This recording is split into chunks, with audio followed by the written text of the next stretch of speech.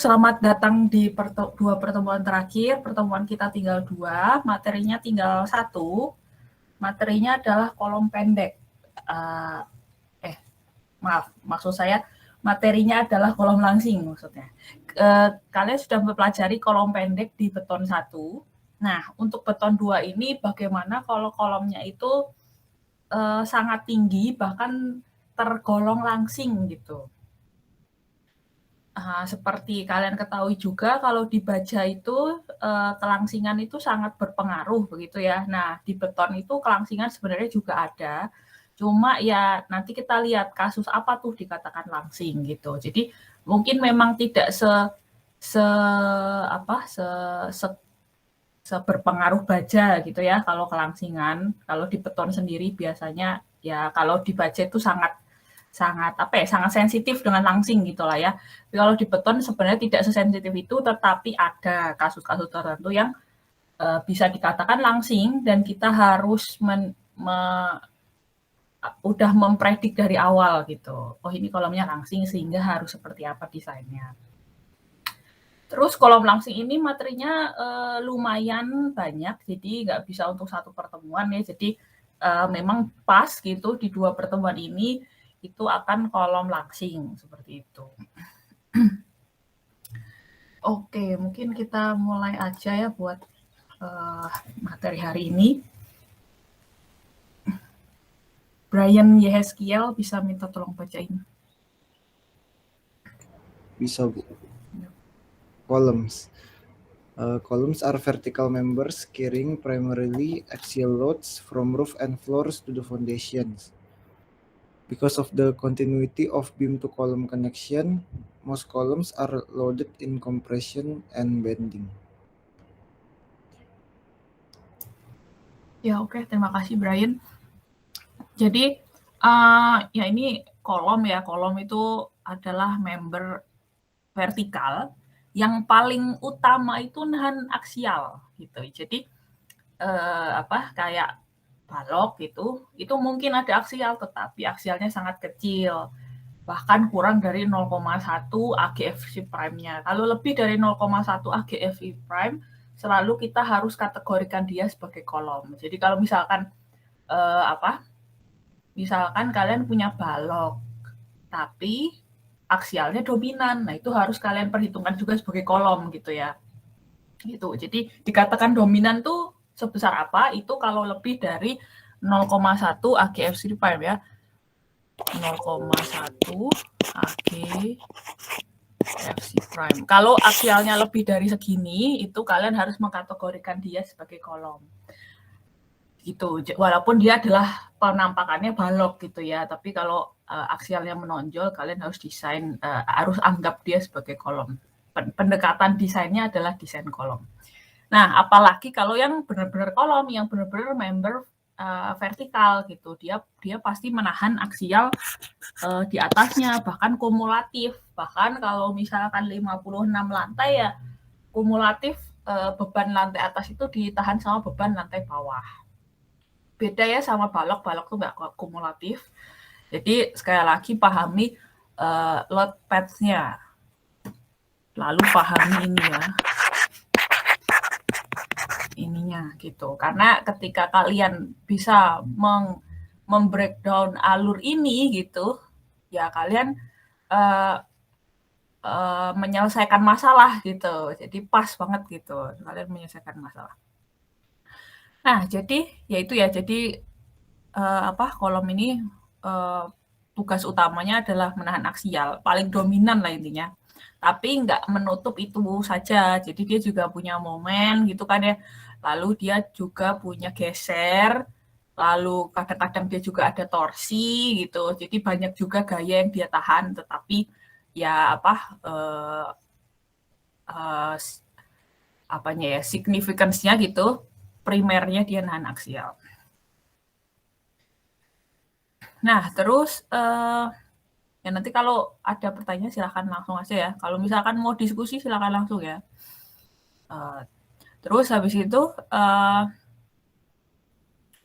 ya ini kebanyakan compression sama bending. Ya makanya ada yang namanya ya karena dia itu harus nahan aksial dan juga nahan momen gitu. Jadi dianya kan tetap satu ya, dianya tetap satu. Makanya kita pakai konsep kue juga nih, pakai konsep kue. Dianya kapasitasnya sebenarnya segitu, cuma dia itu harus apa ya, uh, harus negosiasi gitu. Kalau dia bisa nahan aksial gede, berarti dia nggak bisa nahan momen gede-gede. Kalau dia nahan momen gede banget, dia nggak bisa nahan aksial gede-gede. Nah gitu. Jadi seperti itu ya, seperti kayak kita bagi-bagi pizza itu. Pizzanya tetap 100%. Nah, berapa nih yang buat nahan aksial, berapa yang buat nahan momen. Nah, itulah konsep interaksi. Jadi, yang dimaksud dengan interaksi itu ya ada interaksi antara sesuatu dan sesuatu. Nah, dalam kasus ini itu adalah aksial sama momen. Bagaimana dia membagi tugas nih untuk menahan aksial atau menahan momen gitu. Jadi interaksi itu ya sebenarnya ya. Jadi gampangannya seperti itu. Makanya terlihat juga kalau ini kan diagram interaksi dan kalian sudah belajar di beton 1 ya. Jadi kalau misalkan ya ini ya, kalau misalkan PU-nya di sini, ya ini apa? Ini kan ini dia bisa ya ini kan misalkan mentok ya, misalkan mentok di sini lah ya. Nah, ini kan berarti bisa nahan PU sekian gitu. Momennya ya sekian. Kalau mau momennya digedein, ya PU-nya nurun gitu. Jadi itulah interaksi gitu ya. Jadi terus direview lagi di beton 1 mana daerah balance, mana daerah terkontrol tarik, mana daerah terkontrol tekan, itu daerah-daerah penting dari diagram interaksi dan itu sudah diterangkan di beton 1 gitu. Ya nanti jadi tolong direview untuk masalah teori dasar kolomnya sendiri ya. Nah, terus habis itu kolom itu ada banyak jenis, ada yang interior ya, interior tuh di sini. Interior tuh di sini, jadi bentuknya kayak gini ya, kedua arah. Momennya itu seperti ini sama seperti ini gitu. Ini nggak bisa ganti warna ya, saya juga bingung. Jadi sekarang warna hitam semua ya nanti ya coret-coretannya. Jadi kolomnya itu momennya nggak cuma sebidang gitu ya. Jadi ada yang momen Y misalkan gitu ya, sama ada momen X yang tegak lurus bidang dari momennya si Y gitu. Nah, jadi inilah namanya biaksial gitu. Kayak gini tuh berarti kolom biaksial karena nahan gayanya nggak cuma sebidang. Terus habis itu ada juga yang ini juga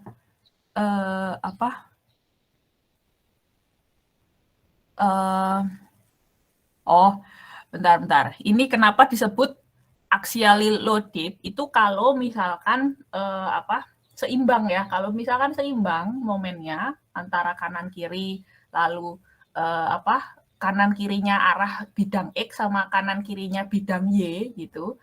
Kalau misalkan seimbang kan ujung-ujungnya menghilangkan. Nah, kalau kasusnya itu bisa kita katakan axially loaded. Jadi murni aksial gitu. gitu ya. Jadi kalau misalkan bentangnya sama, bebannya sama, ukuran balok yang kanan kiri arah X sama kanan kiri arah Y-nya juga sama, semuanya sama, kan berarti momennya saling menghilangkan. Nah, itu kan fully aksial ya. Nah, makanya ini ditulis namanya axially loaded gitu. Nah, tapi kalau misalkan pembebanannya beda, bentangnya beda, ya nggak bisa dikatakan axially loaded ya gitu. Jadi lihat kasusnya dulu gitu. Nah, kalau misalkan kasusnya nomor 2 kan jelas-jelas nggak akan seimbang ya yang bagian anggap aja arah X lah ya, kan coba baloknya cuma di kanan, yang kiri nggak ada. Kan itu jelas-jelas yang arah X kita pastikan ada momen yang nggak ada counternya yang di kiri kan, makanya bisa dikatakan gitu, itu cuma uniaksial gitu. Jadi anggapannya lengan yang ini misalkan sama persis nih sama ini beban, bentang, ukuran balok semuanya sama, jadi kan bisa menghilangkan. Nah, yang ini kan enggak, makanya bisa dikatakan uniaksial gitu. Tapi sekali lagi ini kalau yang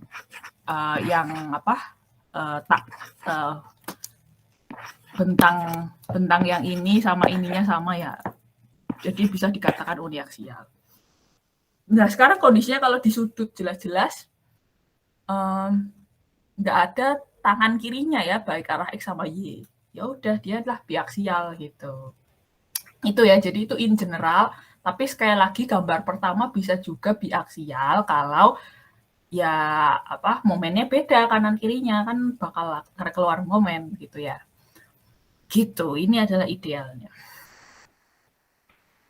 Terus saya ingatkan lagi kalau yang namanya diagram interaksi itu bentuknya pejal.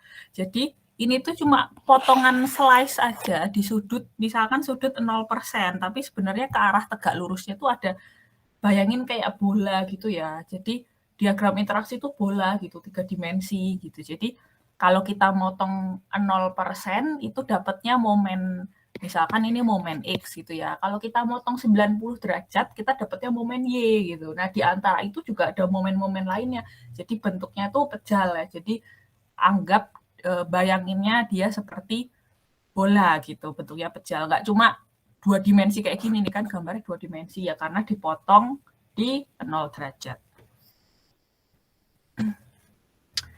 Oke, sekali lagi kalau ada pertanyaan silakan ditanyakan. Nah, oke, seperti itu ya kolom, yaitu sebenarnya kolom in general lah ya. Nah, sekarang kalau itu udah di beton 1, sekarang di beton 2, gimana kalau kolomnya langsing? Ya, ini berdasarkan SCI 31811 atau SCI 2847 2013 berarti ya.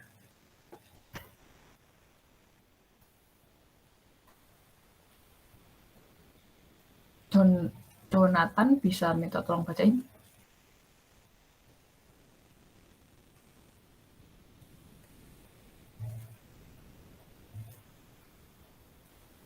Jonathan.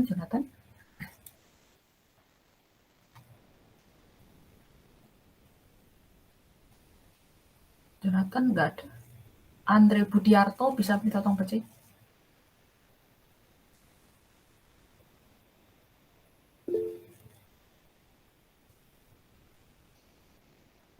Halo Bu. Ya, coba bacain ini. Yang mana aja Bu? Sorry. Ini. Oh, standar free body diagram. Udah gitu MS sama dengan PE. Buat yang free body diagramnya MS sama dengan P dikali E plus sigma. Begitu momen axial load. Begitu dapat persamaan MS sama dengan PE. Begitu ada panjangnya juga P dikali sigma. Begitu load moment curve sama short column correction diagram. Ya, oke. Jadi ini ilustrasi kalau efek kelangsingan ya. Jadi bayangin aja ada kolom gitu ya. Ada kolom. Terus kolomnya pun dibebaninya itu nggak di as gitu kan ya. Kan kalau kolom dibebaninya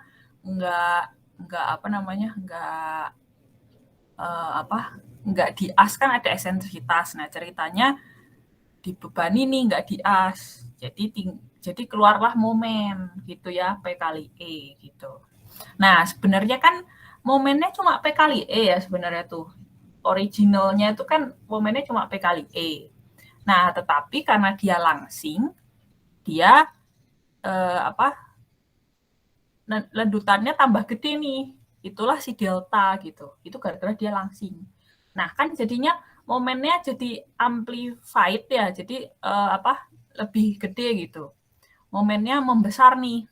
Sebesar yang awalnya cuma kayak gini, jadilah dia sebesar ini gitu. Ya itulah gara-gara langsing gitu.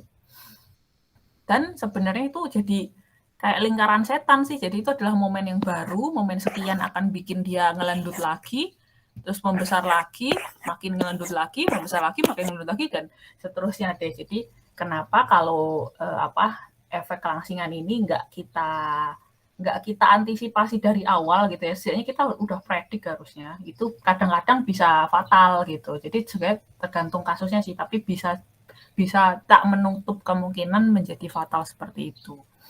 Gitu ya. Jadi bayangin aja harusnya cuma segini gitu ya, tapi ada tambahan ini. Gitu ceritanya. Jadi ya itu ya, bisa bayangin kayak lingkar setannya gara-gara momen ini dia tuh karena langsing ngelendut kayak gini segini. Nah, lalu dia kontribusi memperbesar momen, makin gede lagi kelendutan ini, makin gede lagi momen ini, makin gede kelendutan ini, dan terus aja. Jadi kalau apa bisa juga fatal seperti itu.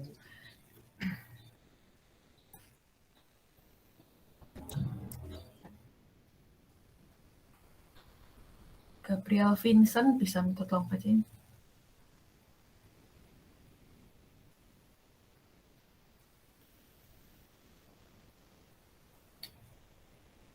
Gabriel Vincent. Ya Bu. Slender column. Material failure when load maximum moment curve intersects with interaction. Diagram point B. Axial load velocity is reduced from point A to point B.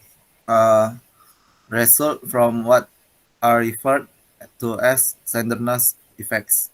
Slenderness columns is a column whose strength is significantly reduced by second-order deformation. Secondary moments significant is taken to greater than 5%. Oke, terima kasih Gabriel Vincent. Nah, ini Gabriel Vincent ini menjelaskan yang gambar sebelumnya secara lebih detail. Yang ini ya, ya tadi udah agak disinggung sih. Jadi harusnya tuh kita tuh daerah yang cuma P kali E doang gitu ya, itu mentok-mentok ya kan, ya kapasitas kolom tuh kan ininya ya, perimeternya lah ya. Nah ini mentok-mentok kan di sini doang ya gitu. Tapi gara-gara efek langsingnya itu tadi, drop lagi nih dia. Dia drop lagi dari poin A menuju poin B. Gara-gara ada ini kan gitu. Nah, dikatakan signifikan kalau kira-kira kurang dari dikatakan tidak signifikan kalau kira-kira cuma kurang dari 5%. Jadi momennya naik tapi cuma naik 4%. Oh, itu nggak signifikan lah gitu ya, efek kelangsingannya gitu ya. Tapi kalau sampai efek kelangsingannya itu meningkatkan momen bahkan 2 kali lipat, 3 kali lipat, nah itu udah signifikan tuh gitu. Jadi sebaiknya sih ya nanti kita lihat ya kalau misalkan udah poor design ya sebaiknya kita revise gitu. Seperti itu. Tapi kalau misalkan meningkatkan momen tapi coba meningkatkan 4% ya nggak apa-apa ya sebenarnya. Jadi kalian lanjut aja sih sebenarnya. Jadi memang langsing tapi masih acceptable lah gitu.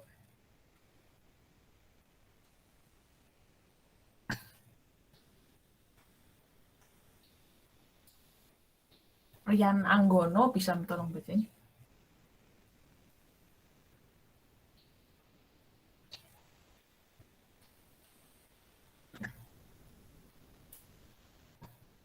Rian, gimana Rian?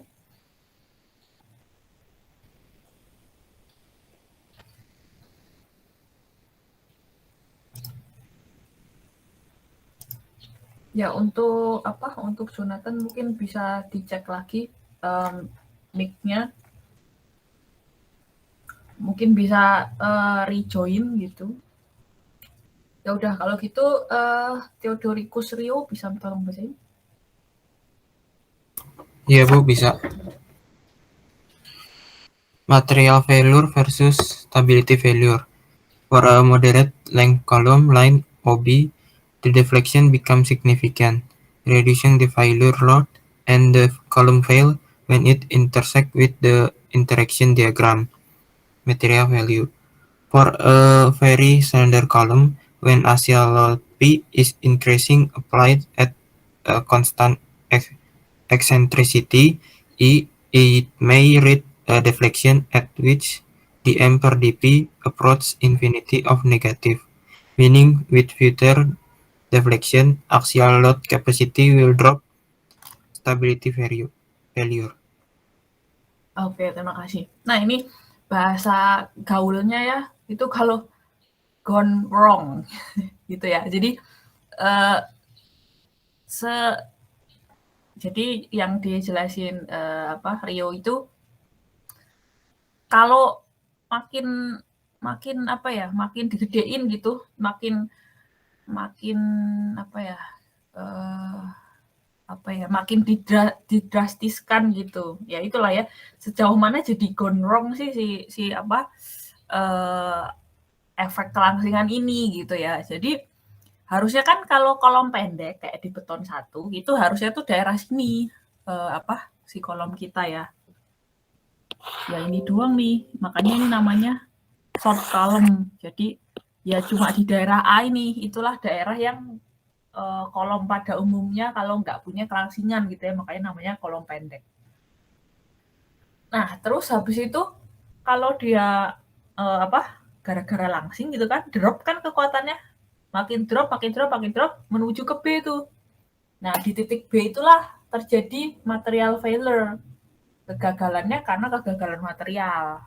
Jadi ada kelangsingan, tapi yang bikin dia failure itu materialnya. Jadi misalkan crushing gitu. Ya, pokoknya tetap terjadi kegagalan material gitu ya. Nah, diterusin lagi nih, terusin ya, gedein lagi, efek kelangsingannya digedein. Nah, itulah menjadi kalau istilahnya sih analoginya, kalau bahasa gaulnya itu tadi ya, gone wrong gitu. Itu kalau materialnya aja nggak kenapa-napa, tapi dia gagal stabilitas gitu. Kan sayang ya kalau materialnya aja nggak kenapa-napa, masih bagus-bagus aja nih, tapi dia ini nggak stabil. Yang sebenarnya tadi sih karena lingkaran setan yang udah diilustrasikan, jadi akibat momen P kali E, dia langsing, dia ngelendut nih. Misalkan delta 1.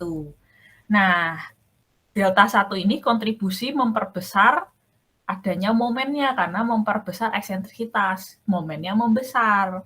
Akhirnya momen yang membesar itu, misalkan anggap aja M1 ini adalah momen yang membesar 1 gitu ya, gara-gara si lendutan 1. Nah, si momen yang tambah gede ini akan menghasilkan lendutan lebih gede juga gara-gara langsing. Memperbesar momen, membesar lendutan, membesar momen lagi, membesar lendutan lagi. Nah, itulah kegagalan stabilitas gitu ya. Jadi sayang banget tuh gitu. Jadi sayang banget kalau kita itu ngedesain kolom yang terlalu langsing sehingga stabilitasnya membahayakan. Itu kayak secara ekonomis sayang, terus ya secara desain juga itu ya, poor design gitu ya. Nah, itu ilustrasinya adalah itu tadi ya, gone wrong gitu. Kalau kalian sering dengar kayak gitu tuh, nah itu kita nggak mau banget pokoknya, apalagi gagal di stability failure. Kayak lingkaran setan tadi yang udah dijelaskan. Itu ya, secara ekonomis membahayakan. Tapi nggak cuma itu juga, itu kan maksudnya secara ekonomis jelek, tapi nggak cuma ekonomis juga, tapi itu sangat-sangat membahayakan juga. Yang namanya stability itu benar-benar failure-nya tiba-tiba juga. Ya, oke. Nanti kalau misalkan ada pertanyaan silakan. Kita lanjut. Daryl, bisa minta tolong bacain?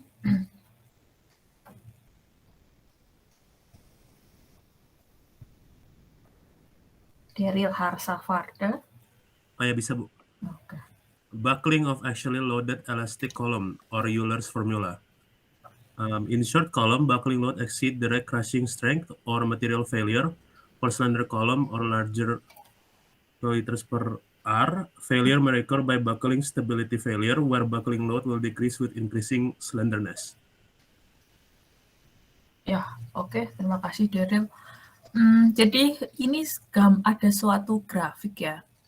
Ini Euler sih, dan ini pasti keluar berkali-kali dibaca ya. Jadi baca 2 berarti ya, yang member ya. Pokoknya baja itu sangat sensitif sama tekuk ya, jadi pasti ini keluarnya berkali-kali. Nah, sebenarnya di beton juga ada kayak gitu ya. Jadi ya Euler ini tetap ada nih. Jadi gaya yang dibutuhkan sehingga bikin sectionnya itu buckling gitu. Nah, di beton juga ada gitu ya. Ya, walaupun sekali lagi beton tuh ukurannya gede banget. Jadi karena itulah beton itu masalah tekuk itu kurang sensitif. Maksudnya nggak sesensitif kayak baja. Karena baja itu kan emang apa ya, ukurannya kan slim-slim ya. Nah, makanya baja itu kalian harus concern banget tuh masalah lendutan, tekuk, deformasi. Nah, gitu tuh concern banget sama kalian kalau ngedesain baja harus concern ke situnya. Itu pasti hampir pasti govern gitu. Tapi kalau di beton itu lendutan, terus kekakuan, terus kelangsingan, terus itu tuh hampir jarang govern karena emang ukurannya gede banget. Jadi ya lendutannya tuh pasti cuma kecil gitu. Jadi kemungkinan besar memang kalau beton itu itu tadi ya nggak sensitif terhadap masalah seperti itu. Tapi tetap ada tuh gitu. Nah, sebenarnya kalau kalian desain bangunan standar-standar aja ya, biasanya sih kolomnya nggak akan langsing. Tetapi kalau kalian desain jembatan, pilar jembatan, yang membentang di jurang gitu kan, ya bayangin aja ya pilarnya kan gede banget tuh. Nah, disitulah kelangsingan bisa jadi govern karena ya memang tinggi banget itu kan. Kalau kalian misalkan di Jakarta Bandung tuh di tol kan kelihatan juga ya jembatan-jembatan, misalkan kalau kalian naik tol lihat jembatannya Argo Parahyangan gitu, jembatannya kereta. Kalau kalian naik kereta bisa ngelihat jembatannya tol gitu kan. Nah, itu kan pilarnya cross ini ya, apa namanya? Apa sih tadi? Jurang gitu kan ya. Makanya kan ya tinggi banget, bahkan mungkin berpuluh-puluh meter itu ada tuh. Bahkan kayaknya kalau jembatan tuh normalnya 15 meter tuh lah ya udah paling normal.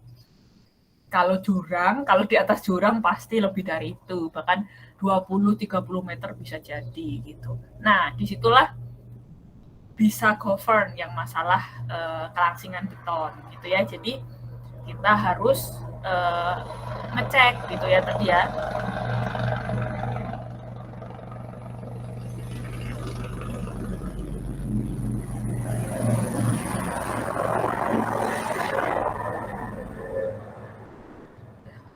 Udah lewat ya.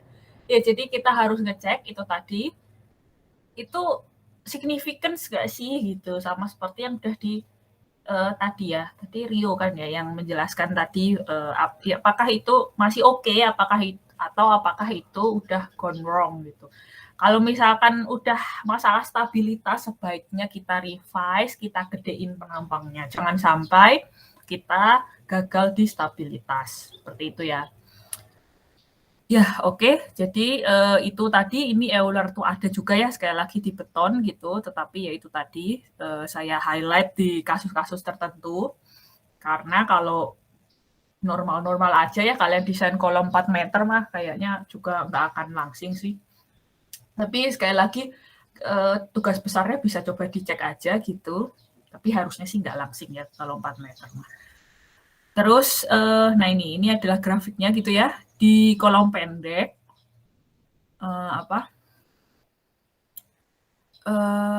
buckling load exceed direct crushing strength. Terus kalau di slender column, failure may occur by buckling, stability failure. Ya gitu, ya itu ya. Tadi kita nggak mau gagal karena stabilitas gitu aja sih. Sekali lagi kalau cuma momennya memperbesar kurang dari 5%, kalian lanjut aja, nggak usah revise ukuran kolomnya, lanjut aja. Tetapi kalau udah lebih dari 5%, bahkan udah stability failure, udah lingkaran setan tadi, sebaiknya kalian revisi desainnya, gedein aja penampangnya sehingga tidak langsing. gitu ya.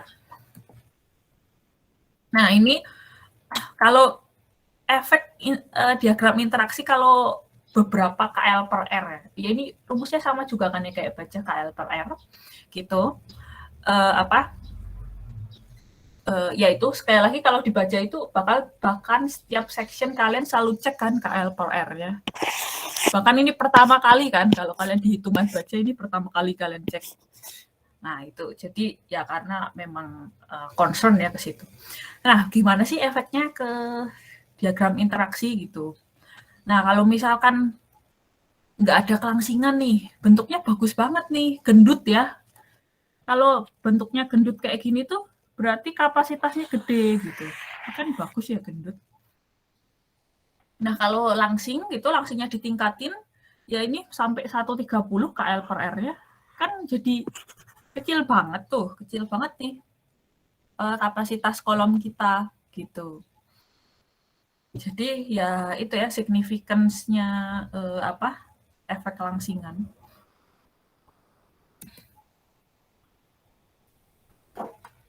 Jason Edgardo bisa tolong baca? Bisa, Bu. Frame. Structural frames not attached to an effective bracing element, but depend on the bending stiffness of the columns and girders to provide resistance to lateral displacement are called sway frames. Oke, ya. Jadi normalnya kalau ada suatu portal, bukan portal ya. Maksudnya rangka momen, ini rangka momen ya. Suatu rangka momen, nggak ada bracing sama sekali, nggak ada dinding yang sangat stiff, kayak misalkan shear wall yang sangat stiff, ini kan bener-bener nggak ada apa-apa ya, nggak ada pengaku gitu. Itu wajib banget kita kategorikan sebagai sway frame. Jadi rangka momen yang bisa sway. Sway itu apa ya? Sway itu apa ya bahasa Indonesia sway? Jadi bergoyang ya, bergoyang. Jadi kita wajib mengkategorikan dia sebagai portal bergoyang atau sway. Karena ya ini ya bayangin aja portalnya kalau diam aja tuh garis tegas. Nah, kalau dia nge-sway itu bentuknya akan menjadi garis putus-putus. Nah, dan memang nggak ada penahannya kan, nggak ada yang benar-benar dinding stiff yang menahan di kanan misalkan ada dinding kaku yang ada di kanan. Nah, itu mungkin aja bisa jadi menahan sway-nya sehingga mungkin aja kita kategorikan sebagai non-sway. Tapi kalau kayak gini banget gitu, ya wajib banget ya ini pasti sway gitu.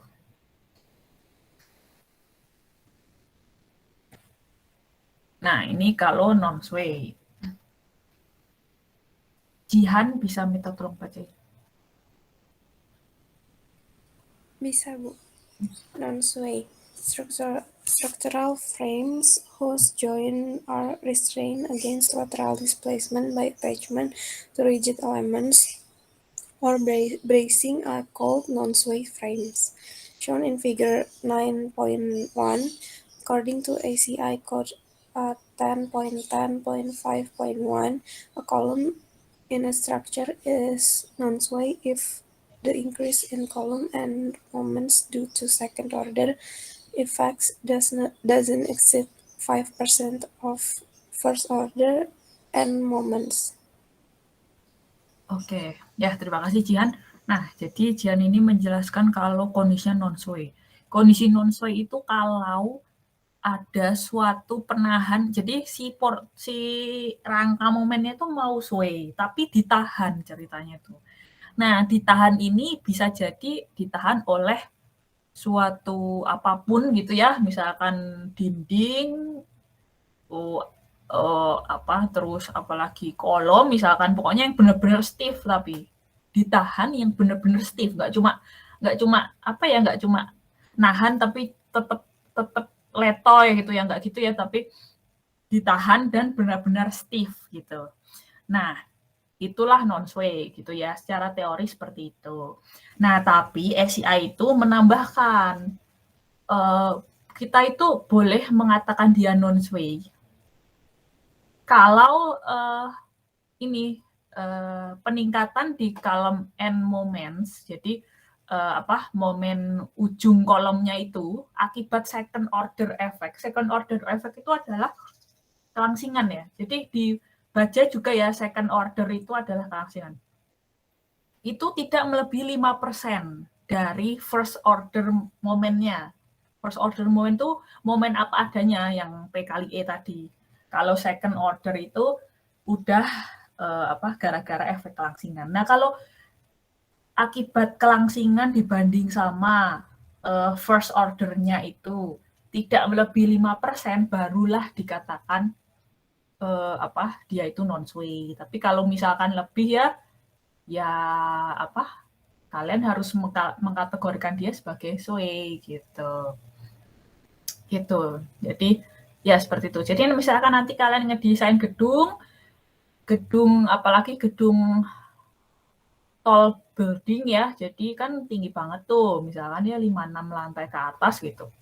Nah itu sebenarnya sih apakah kalian harus mengaktifkan second order gitu, efek kelangsingan atau enggak? Sebenarnya kalian harus ngecek dulu gitu ya. Jadi kalau second order-nya tidak melebihi 5%, itu sebenarnya semua efek kelangsingan kayak P delta dan kawan-kawan semuanya lah ya, itu boleh kalian matiin gitu. Tapi kalau misalkan lebih dari 5%, berarti 5,1 atau ya gitulah ya, itu harus kalian aktifin. P delta-nya juga harus diaktifin gitu. Karena itu sesuai dengan ACI.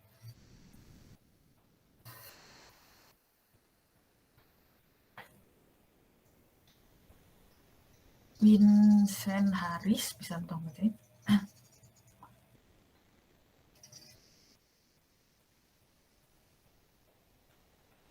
Suaranya nggak ada, Haris.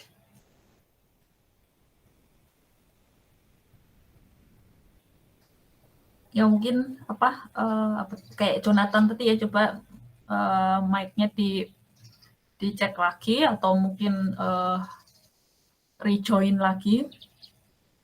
Halo Bu, ada suara saya Bu? Nah, udah, oke, mantap. Bracing elements and building structure, shear walls or lateral bracing help reduce the excessive sway and minimize the secondary effects on columns. The behavior of a compression member differs depending on whether the member is a part of a sway or non-sway frame. Because of this difference in behavior between sway and non-sway columns, the design is treated differently. The story within a structure may be assumed non-sway if Q sama dengan sigma PU dikali delta O dibagi VU S kali LC lebih kecil dari 0,05.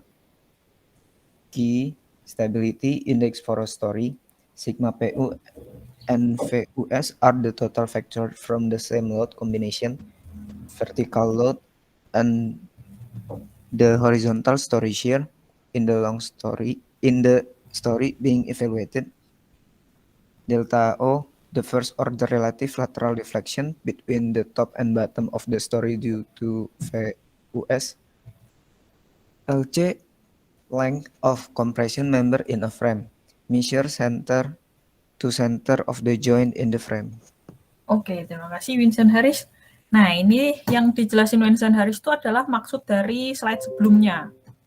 Jadi, kan katanya nih kalau ditahan oleh bracing, kolom, atau dinding yang benar-benar rigid, itu boleh kita katakan non-sway, gitu kan.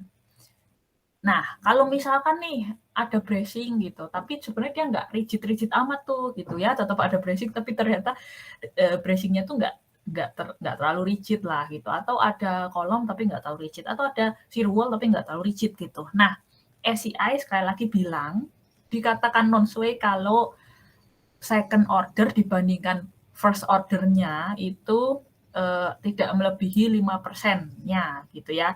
Nah, itu caranya ngecek itu itu tadi yang dijelasin sama Vincent Harris tadi. Jadi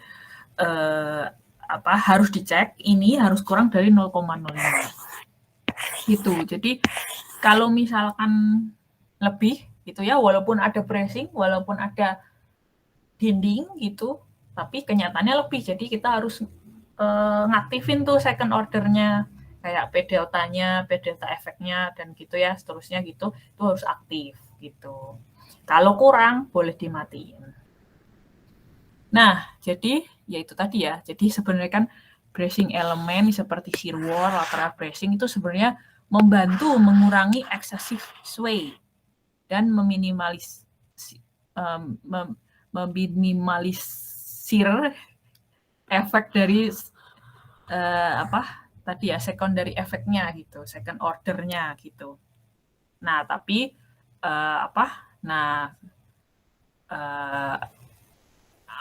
tapi ya itu tadi, kalau misalkan dia tetap bikin signifikan lebih dari 5%, harus tetap kita nyalain ya tadi ya second efeknya gitu, seperti P delta analisis dan kawan-kawan begitu. Jadi nanti kalau ngedesain gedung 56 lantai, ada shear wall-nya, nah itu cek dulu sebenarnya tentang ini. Kalau misalkan kurang dari 5%, P delta boleh dimatiin. Kalau misalkan lebih, P delta harus kalian aktifkan.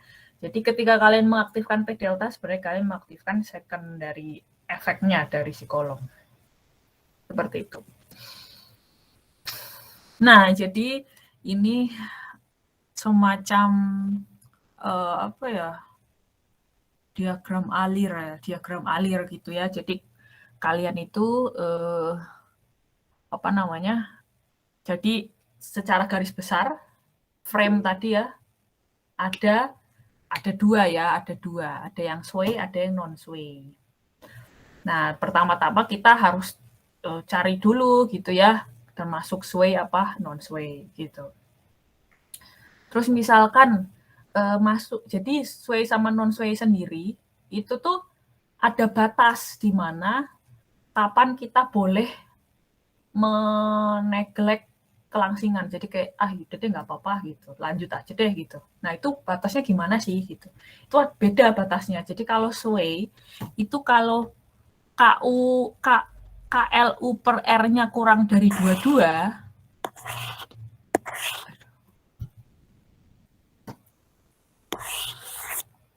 itu ya, kalau KLU per R-nya kurang dari 22, kalau untuk sway itu boleh di-neglect gitu. Jadi efek langsingan boleh kalian neglect, nggak usah hitung berarti gitu ya. Jadi nah coba aja kalian cek tuh di tugasnya, tugas besar beton 2. Misalkan kan kalau nggak ada shear wall dan kawan-kawan, berarti kalian sway frame ya. Masuk aja nih ke sway frame, cek aja kayak KLU per R dari kolom kalian.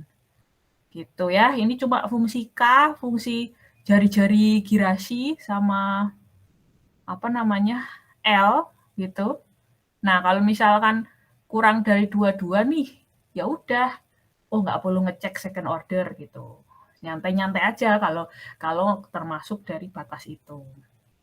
Tapi kalau ternyata lebih, itu kalian harus melakukan semua analisis di slide ini dan slide minggu depan. Enggak minggu depan ya, berarti tahun depan. Slide tahun depan. Jadi ada 2 pertemuan terakhir ini, sekali lagi kita akan membahas kolom langsing ini gitu ya. Nah, jadi kalau ternyata kalian cek, ternyata KLU per R-nya itu lebih besar dari 22 gitu ya. Ini sekali lagi ini sama kayak ngecek baja kan KLU per R. Bahkan sekali lagi kalian ngecek selalu baja itu tiap penampang pasti kalian cek KLU per R. Bahkan kelangsingan lokal juga kalian cek kan, kelangsingan flange, kelangsingan web gitu, lambda gitu kan, kalian sedikit-sedikit kalian cek nih. Nah, beton sebenarnya cuma ngeceknya sekali aja nih, KLU per R apakah kurang dari 22 atau lebih dari 22. Kalau kurang, ya udah neglect aja semua slide hari ini dan juga slide tahun depan gitu. Tetapi kalau ternyata lebih besar, berarti mau nggak mau semua slide hari ini dan juga slide tahun depan itu harus kalian aplikasikan ke desain kalian gitu ya. Nah, kalau non-sway batasnya itu ini, KLU per R kurang sama dengan 34 kurangi 12, M1 per M2, ada lanjutannya ya di sini. Dikali 34 kurangi 12, M1 per M2, kurang dari 40. Jadi,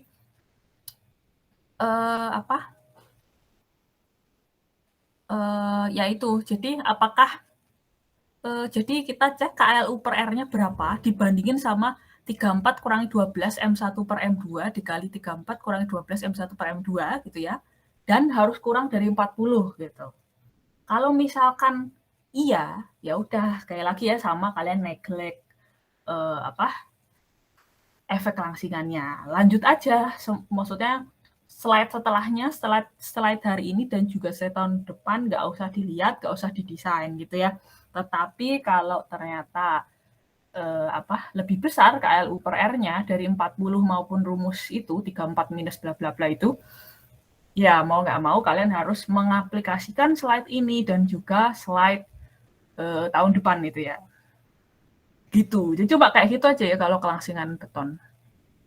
Nah, apa aja sih sebenarnya yang harus kalau ternyata langsing nih sebenarnya, jadi lanjut ya kita ya kalau kita langsing. Apa aja sih? Nah, ada yang namanya moment magnification. Jadi magnifier lah ya, pembesaran momen gitu. Jadi sekali lagi kayak tadi tuh, momennya aslinya berapa tapi ningkat jadi 2 kali lipat atau 3 kali lipat, nah gitulah ya. Terus ada nonlinear second order analysis gitu, sama ada elastic second order analysis gitu. Nah, terus habis itu, jadi di sini sebenarnya inilah proses second order-nya sih. Second order. Inilah proses kalau kalian ngedesain kolom langsing, itu segini aja nih. Nah, habis ngitung yang itu, gitu ya, sebaris itu, kalian cek nih. Jadi kan habis ngitung sebaris itu, kalian nanti dapat momen second order-nya.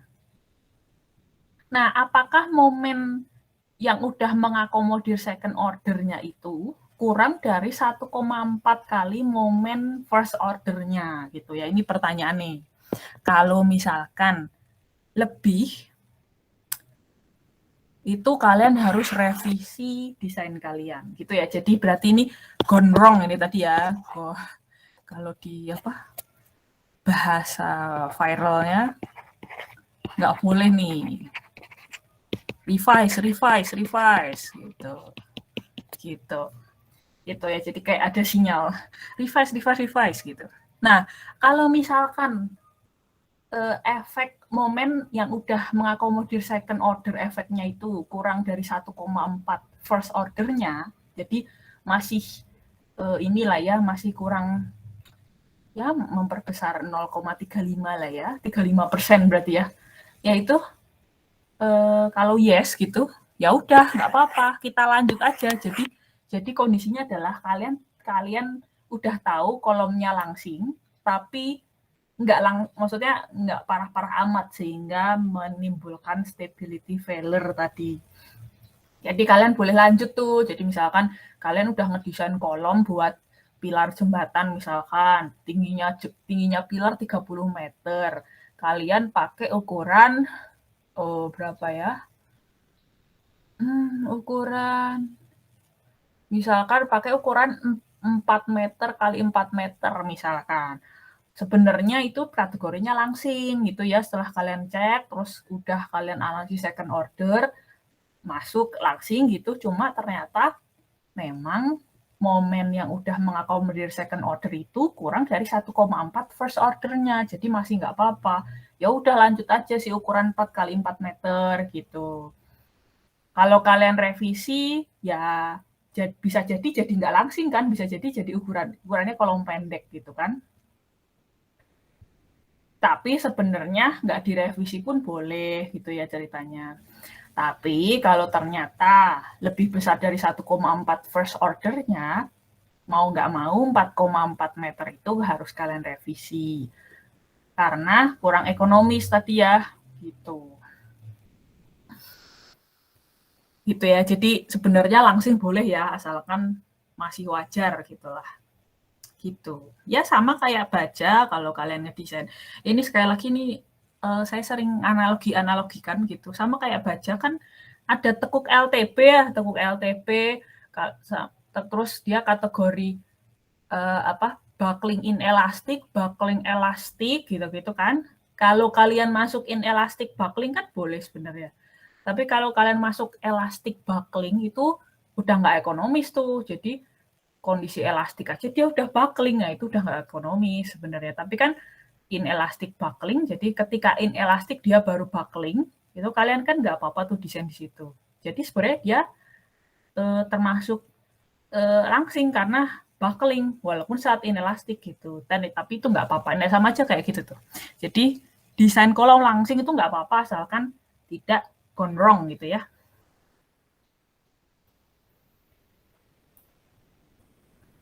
Kalau ada pertanyaan ini ya. Oke, jadi ada yang namanya effective length. Jadi effective length itu sebenarnya jadi sebenarnya berawal dari kita harus ngeliatin apanya ya, deformasi elastisnya gitu sih. Jadi misalkan ini di bawahnya sendi-sendi ya, sendi-sendi. Nah, kalau misalkan dia ketekuk gitu, itu elastic deformation-nya ini setengah gelombang sin gitu. Sehingga N-nya itu 1 gitu. Sehingga KL-nya itu yaitu L gitu ya. KL-nya itu yaitu L. Jadi ini namanya ya kalau kondisinya jadi effective length-nya itu ya segini gitu. Si L ini adalah langsung effective length-nya gitu ceritanya. Jadi L effective length sama L kenyataan itu beda. Di sini kasusnya adalah masalah tekuk. Nah, kalau peletakan bawahnya sendi, itu L-nya 1. Nah, terus kalau misalkan peletakan bawahnya itu jepit. Nah, kalau dia ketekuk, itu bentuk tekukannya itu elastic deformation-nya gitu ya. Itu kayak gini. Kebentuk setengah half sin wave, habis itu half sin wave, habis itu setengah half sin wave. Berarti kan satu sin ya berarti ya ini ya. Ini satu gelombang sin kan. Kalau ini half sin wave, kalau ini satu gelombang sin. Nah, jadi N-nya tuh 2 sehingga KL-nya itu adalah setengah L gitu. Jadi walaupun ini tinggi kolomnya 4 meter. Nah, effective length-nya itu setengahnya gitu. Terus itu kalau yang brace frame ya yang ditahan secara lateral. Nah, kalau misalkan dia sway atau unbraced frame itu kalau bawahnya jepit-jepit, kalau kita kalau dia ketekuk gitu ya, dia ketekuk dia membentuknya setengah half sin wave sama setengah half sin wave. Berarti kan ya half sin wave ya. Gitu. N-nya 1, KL-nya sehingga KL-nya itu ya L gitu ya. Nah, terus habis itu ini berarti ya sejenis ya berarti ya. Cuma ini sebenarnya bentuk elastic deformation-nya beda ya. Ini tuh kayak gini aja nih nekuknya. Kalau ini tuh nekuknya kurvaturnya ini ngebuka ke kanan lalu ngebuka ke kiri gitu. Kalau ini tuh kurvaturnya sama-sama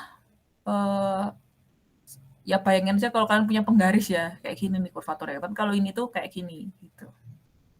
Terus kalau misalkan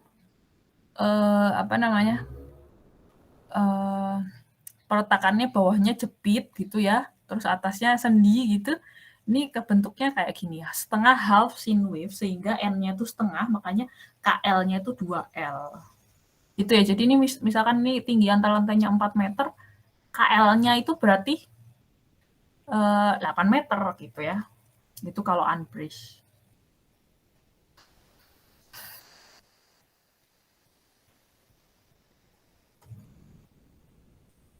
Jerika bisa minta bacain. Effective length. Figure 11.6 effective length LE. Non-sway condition.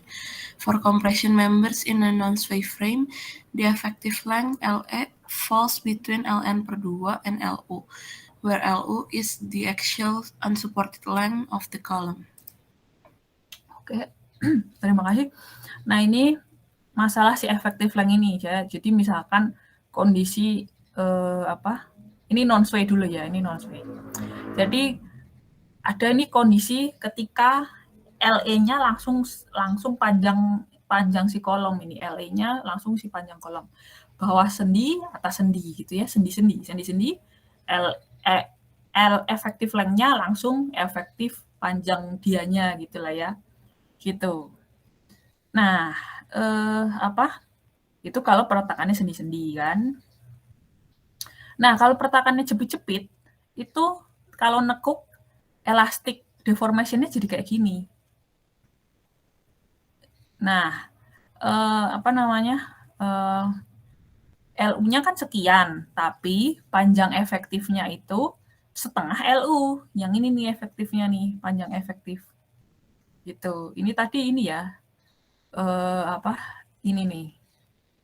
Ini ngomongin ini. Jadi ngomongin yang kanan versus dibandingin langsung sama yang kiri dibandingin langsung sama yang kanan. Jadi ini kondisi paling ekstrim ketika N-nya 1. Ini ketika N-nya itu setengah gitu kan ya. Nah, logikanya kan berarti ada yang diantaranya. Ini diantaranya sebenarnya. Ini kalau diantara N-nya 1 sampai N-nya setengah. Gitu. Ya udah sih sebenarnya itu gambar ini nunjukin itu. Ini paling ekstrim terus sendi-sendi itu N-nya 1, kalau jepit-jepit N-nya setengah. Ini BTW ini juga ada dibaca ya, ini sendi-sendi jepit-jepit itu N-nya berapa gitu ada dibaca tuh.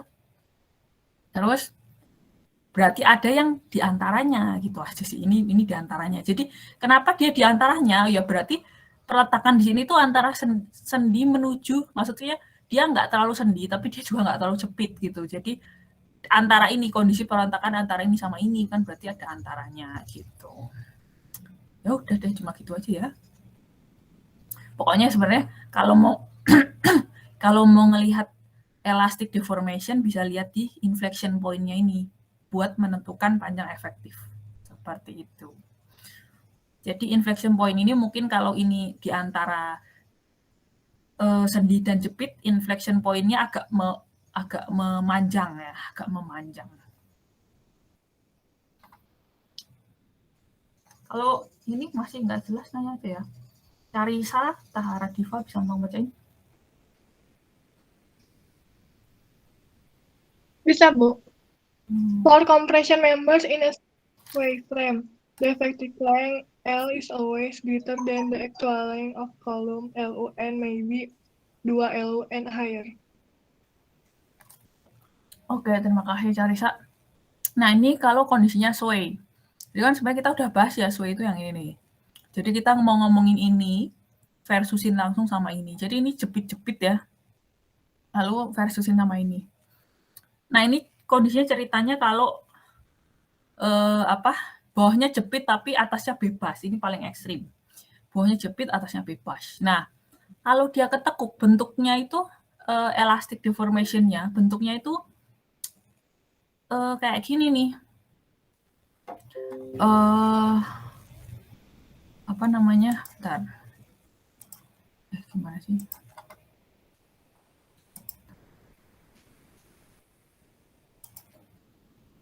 Nah, oke. Ya, jadi bentuknya itu ini tuh kayak masih belum scene wave-nya belum kelihatan. Kan ini kan LU-nya segini ya, misalkan ini 4 meter, kan dia cantilever ya, cantilever jepit bawah. Ini scene wave-nya belum kelihatan sama sekali gitu. Jadi sebenarnya itu ada lanjutannya nih sampai sini. Inilah sebenarnya panjang efektifnya tuh, 2 kali lipat kan. Gitu. Jadi kalau bawahnya jepit, atasnya bebas, N-nya 2 gitu. Nah, kalau misalkan bawahnya jepit, atasnya itu jepit roll.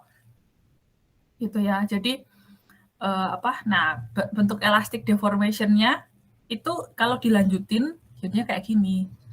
Jadi inflection point-nya baru kelihatan kan di sini. Nah, jadi panjang efektifnya adalah sepanjang LU. Jadi ini sebenarnya ya ini tuh sama panjangnya sih. Cuma bedanya ini tuh ke bawah ya. Gitu. Nah, ya. Jadi ini N-nya itu adalah 1 gitu ya. Antara 2 sampai 1 ini paling ekstrim, ini 1. Nah, jadi pasti kan ada di antaranya ya. Ada di antaranya gitu. Kalau misalkan bawahnya itu nggak terlalu jepit, atasnya juga nggak terlalu jepit, jepit juga gitu. Jadi itu adalah kondisi di antaranya. Gitu. Jadi bahkan berarti bahkan juga bisa sampai infinity ya. Ini bisa juga sampai infinity.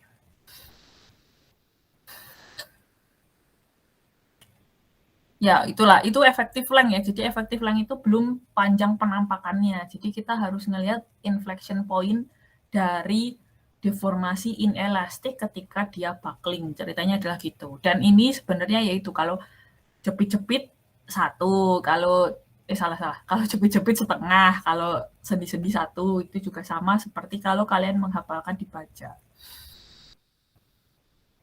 Lalu setelah panjang efektif itu ada yang namanya panjang unsupported gitu ya. Itu apaan sih? Ini kan dari tadi kita ngomongin LU ya. Nah, ini sebenarnya apa sih? Apakah dia as ke asnya balok atau dia apa gitu kan ya. Nah, inilah definisinya sih sebenarnya.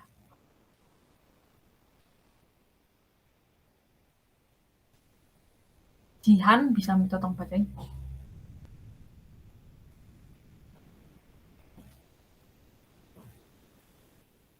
Jihan Nur Azizah. Bisa, Bu. LU unsupported length. LU unsupported length, clear distance between lateral support. Figure 11.5, unsupported length, LU.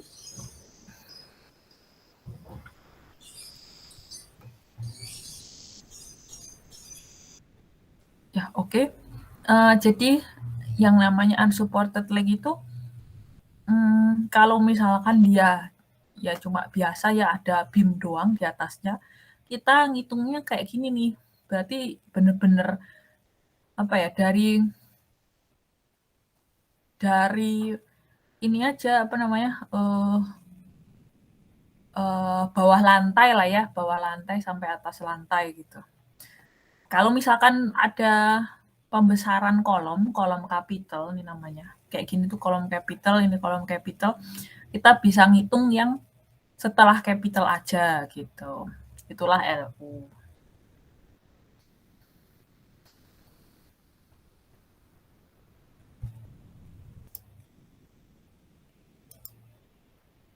Hansen bisa tolong bacain?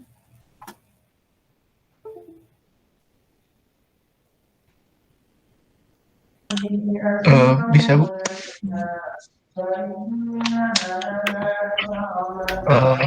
K, effective length factor is a function of relative stiffness at each end of the column C. C sama dengan sigma EC kali IC per LC dibagi sigma kali EB kali IB per LB. C sama dengan infinity, minimal rotational stiffness. C sama dengan 0, full fixity. Where LC sama dengan length of the column maaf layar nih. Oh iya, agak-agak saya juga bingung. Oke. Baik. Nah, udah. Oke. Where LC sama Nah, ini. Oke. Where LC sama dengan length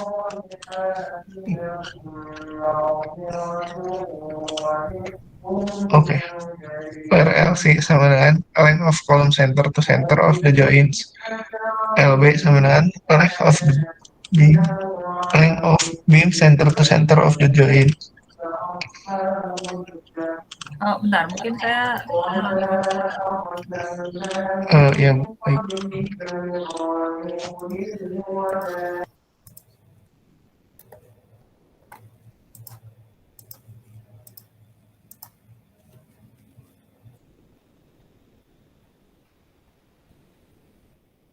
Ya, oke.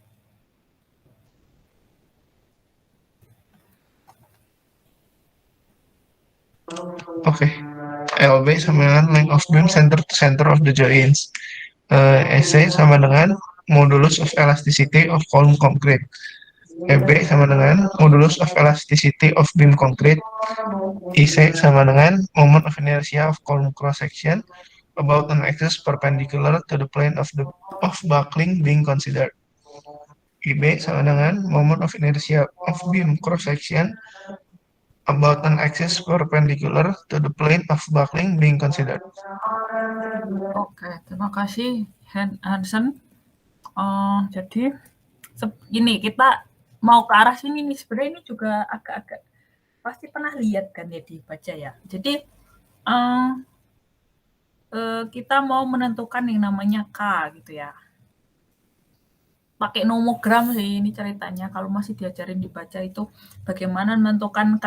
K itu tadi ya masalah K kali LU tadi tuh loh. Nah, K-nya itu gimana cara nentuin kalau pakai nomogram?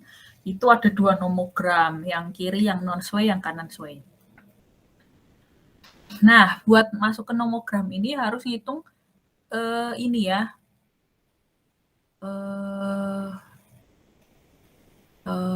Bentar. Ini nih. Ini apa ya bacanya? Kappa mungkin ya. Nah, jadi harus tumbuhannya gitu dihitung si ininya gitu. Atas sama bawah misalkan gitu ya. Nah, terus nanti misalkan dapat nih yang atas 10 misalkan, yang bawah misalkan 3, habis itu digaris. Ya, anggap aja gitu lah ya. Nah, ini ketemu nih K-nya sekian gitu ceritanya. Nah, jadi ini namanya psi ya. Oke, nah jadi buat nentuin si psi ini itu adalah sebenarnya sigma modulus kolom gitu ya dikali inersia kolom dibagi L kolom di sigma in dibagi sigma modulus balok dikalikan I balok dibagi L balok. Nah, jadi harus lihat joinnya nih. Kalau misalkan joinnya sebidang kayak gini berarti kan ini kan ada 2 balok ya. Sigma itu maksudnya ini harus tambahin sama ini. EB kali IB dibagi LB itu harus tambahin. Yang kolom juga kalau ada 2 harus tambahin gitu. Gitu ya. Nah, jadi misalkan ngeliatin kolom yang ini nih. Kita mau cari K-nya kolom ini. Kan ini berarti si A gitu ya. Si A. Nanti yang bagian sini juga hitung si B-nya. Gitu. Nanti kita mau cari K-nya si kolom ini. K-nya kolom ini. Ini nih. Nah, kalau misalkan pesinya itu infinity, itu ternyata nggak ada kekakuan penahan rotasi sama sekali. Jadi bebas lah ya anggapannya. Nggak ada. Jadi kalau pesinya infinity itu berarti sama sekali nggak ditahan. Kalau pesinya 0 itu namanya full fixity. Jadi tahanan full malah. Jadi kalau pesinya 0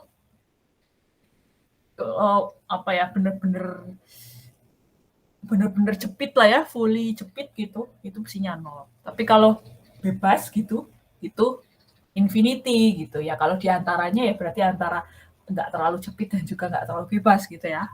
Gitu. Kalau ada pertanyaan, silakan ya. Nah, terus habis itu tadi ya, kalau ternyata frame-nya kita sway, pakai yang kanan, caranya tadi itu tinggal digaris. Kalau yang non-sway, pakai yang kiri. Ini kalau pakai nomogram. Selanjutnya ada pakai rumus sebenarnya. Gitu ya, jadi boleh pakai nomogram, boleh pakai rumus. Yeremia bisa minta tolong baca.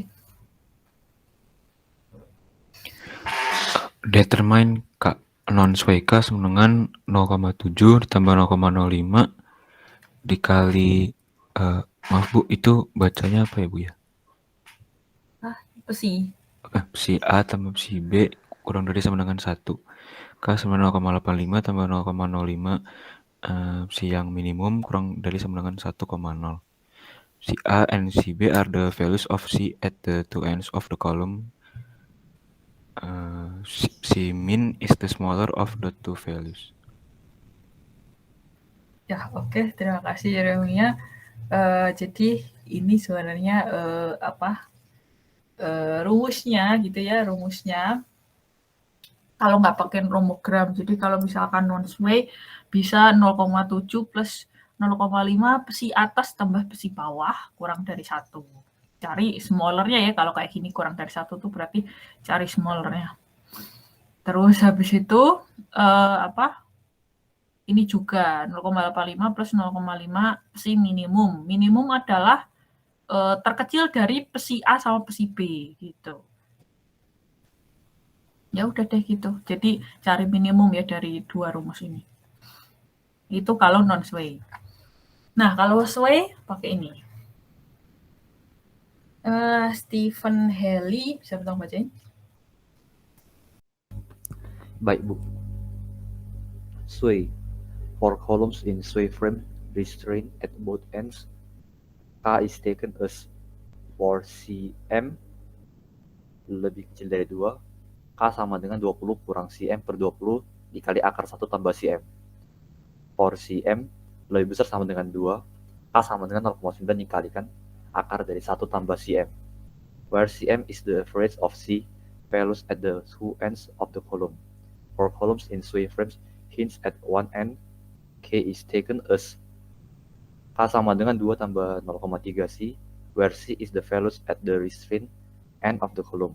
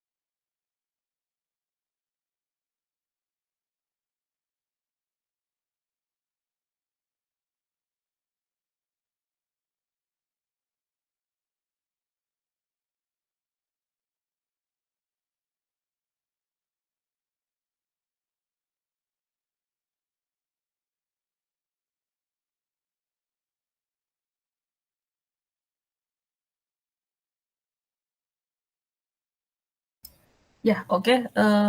Maaf, tadi ada ini. Jadi, kalau sway, itu ini rumusnya. Kalau tadi non-sway, ini sway. Jadi, kalau misalkan, jadi kita cari psi M dulu ya. Sekali lagi, psi M itu adalah, kalau psi M itu beda sama psi min ya. Kalau tadi kan psi min, ini psi M. Psi M itu adalah average-nya. Jadi, harus psi A tambah psi B dibagi 2, jadi average-nya. Nah, kalau average-nya kurang dari 2 pakai ini, kalau average-nya lebih besar sama dengan 2 pakai ini. Terus, nah kalau misalkan dia hinge di satu sisinya, kan kalau kolom ada sisi atas sama sisi bawah. Nah, kalau salah satunya hinge, K bisa diambil pakai rumus yang ini. Gitu. Dengan pesinya kan cuma 1 jadinya ya langsung aja pakai pesi itu. Seperti itu. Kalau ada pertanyaan gitu ya, silakan aja. Nah, inilah si R ya. R itu adalah jari-jari girasi. Jadi, jari-jari girasi itu sebenarnya tinggal inersia dibagi A gitu. Jadi, apapun sectionnya jadi bisa dihitung sih sebenarnya. Jadi, tinggal ngitung inersia dari section, dibagi luasan dari section, habis itu diakar. Nah, nanti dapatlah si jari-jari girasi itu. R gitu. Nah, oke. Ini ada contoh. Lydia, bisa tolong bacain?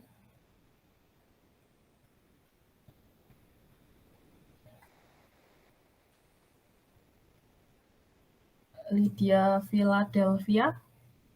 Ya, Bu. Oke. Example 9.1. The frame shown in figure 9.6 consists of member with rectangular cross sections made of the same Sebentar, Bu.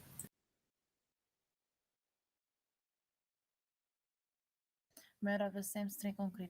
Considering buckling in the plane of the figure, categorize column BC as long or short if the frame is A non-sway, B sway.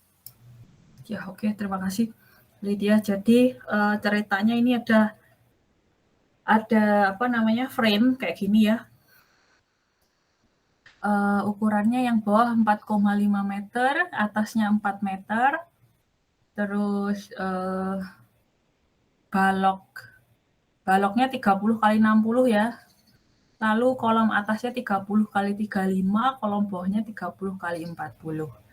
Lalu peletakannya sendi ya, peletakannya sendi.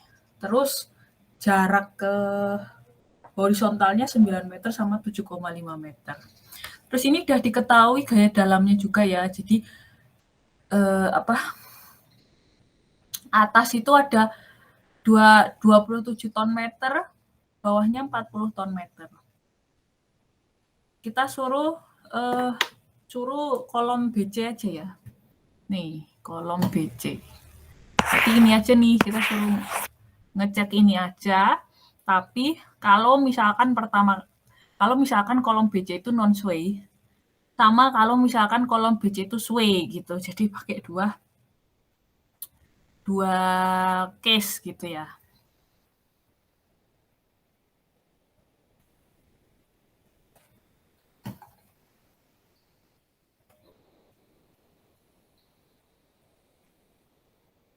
Citra bisa tolong bacain.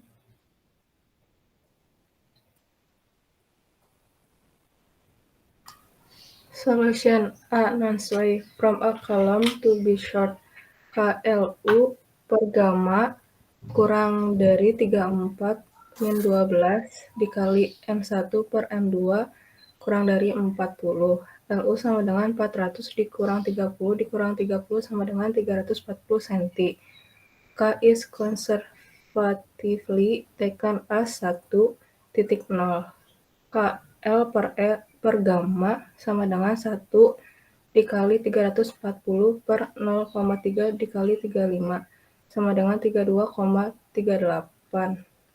34 dikurang 12 dikali M1 per M2 sama dengan 34 dikurang 12 dikali min 27 per 40 sama dengan 42,1. Taken as 40 lebih besar 32,38. IE column is classified as being short. B sway the column is classified as being short when KLU per gamma kurang dari 22. Besi C sama dengan 0,7 dikali 30 dikali 35 pangkat 3 per 12 kali 400 dibagi 0,35 dikali 30 dikali 60 pangkat 3 per 12 kali 900 ditambah 0,35 dikali 30 dikali 60 pangkat 3 per 12 kali 750 sama dengan 0,406. Oke, terima kasih Citra. Jadi kita kan kalau dari diagram alir juga beda ya kalau dia non-sway sama sway ke sini kan. Kalau sway itu kita cek dulu apakah kita bisa meneglect kelangsingan. Ya non-sway juga gitu ya, kita cek apakah kita bisa meneglect kelangsingan atau enggak. Nah, batasnya beda kan gitu. Nah, sekarang kita coba dulu nih kalau kondisinya dia pertama kali apa tadi yang dibahas sama Citra. Kalau non-sway dulu nih ceritanya. Ceritanya kalau kolomnya non-sway berarti kita ambil yang mana tadi? Nah, ini ambil yang kanan dulu ya. Ambil yang kanan dulu. Kita cek terhadap batas ini. Nah, ini dibandingin sama yang ini nih, rumus di sini sama bandingin sama 40. Nah, ternyata kurang ya. KL per R-nya 32. Dari rumus 42,1. Yang ini 40 kan kurang dari rumus dan juga kurang dari 40. Berarti ternyata termasuk kolom pendek gitu ya. Jadi ini bisa kita neglect ini si kelangsingan. Jadi ceritanya di sini nih. Ini kan non-sesuai ke sini, cek ke sini ternyata yes, berarti kelangsingan bisa di-neglect. Jadi sekali lagi tidak perlu dilanjutkan satu slide ini juga slide tahun depan tidak perlu kalian lanjutkan gitu karena ternyata dia bisa di-neglect kelangsingannya. Nggak perlu nganalisis kolom langsing gitu maksudnya. Nah, sekarang gimana kalau kondisinya sway gitu ya? Kondisinya sway batasnya itu 22.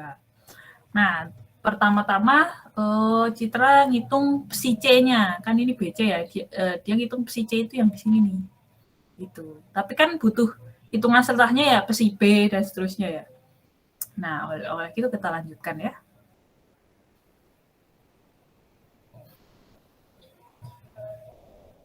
Mau rakanya bisa tolong beri? Ya Bu. Yang perhitungannya dibaca dulu nggak Bu?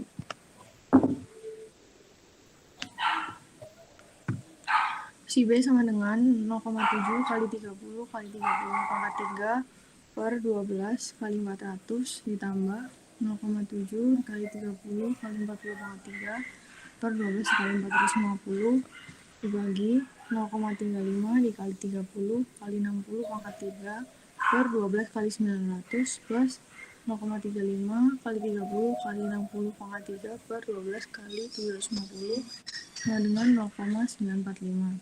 Using the appropriate alignment chart, K sama dengan 1,14 N KLM per R sama dengan 1,14 dikali 340 per 0,3 dikali 35 sama dengan 36,91. Lebih besar dari 22.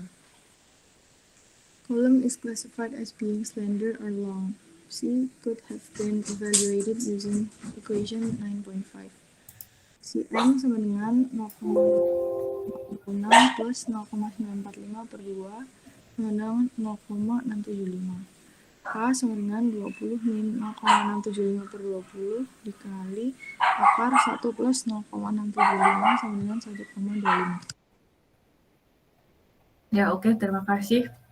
Mau rekannya.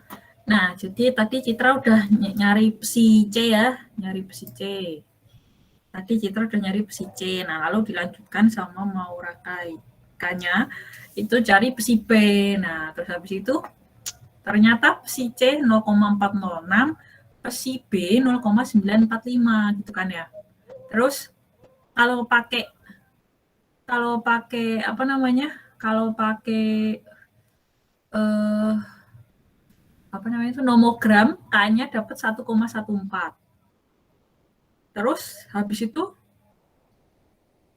sehingga gitu ya, kalau K-nya 1,14 berarti KLU per R-nya kan bisa dihitung. Oh, ternyata lebih nih dari 22 kan. Kita lihat lagi ya, batasnya kan 22. Nih kan batasnya 22. Kalau tadi non-sway, batasnya ini ternyata dia yes, jadi bisa di-neglect. Nah, kalau sway, kalau ternyata kolom yang sama nih, tapi kondisinya sway, bedanya benar-benar loh, ini kolomnya sama, cuma salah satu itu kalau misalkan dia kondisinya sway, salah satu non-sway. Nah, kalau non-sway ternyata bisa di-neglect kelangsingannya, tapi ternyata kalau saat sway, ini kan jawabannya no ya ke bawah, jadi harus langsing nih, harus dianggap langsing, terus harus kita analisis kelangsingannya, gitu ceritanya. Nah, jadi tergolong langsing atau panjang gitu ya. Nah, terus psi average-nya 0,675, K-nya segini.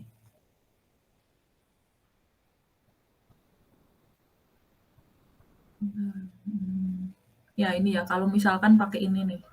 Kalau misalkan pakai kan tadi pakai nomogram ya, terus kita coba pakai rumus ini kan. Ternyata K-nya 1,25. Ya, beda dikit lah ya. Begitu deh. Ya, ini masih sama ya, ini cuma. Ya udah deh, jadi dari sini pun kita udah belajar ya kolom yang sama, kalau kondisinya sway sama non-sway, ya lebih baik ya sway ya. Kalau dia kondisinya sway, kelangsingannya meters gitu. Kalau dia non-sway, bisa kita naikkan. Kalau ada pertanyaan ini ya silahkan. Ya, kita lanjut dulu aja. Kalau nggak ada.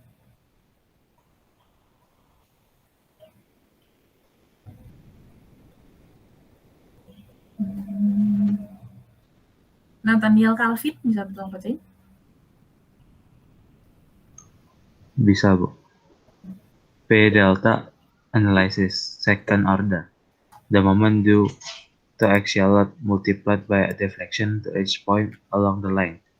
The deflection is an integration of total moment diagram divided by stiffness at each point along the line. MLR sama dengan MLO plus P delta L. Delta L sama dengan integral 0 sampai L mx dx per EI.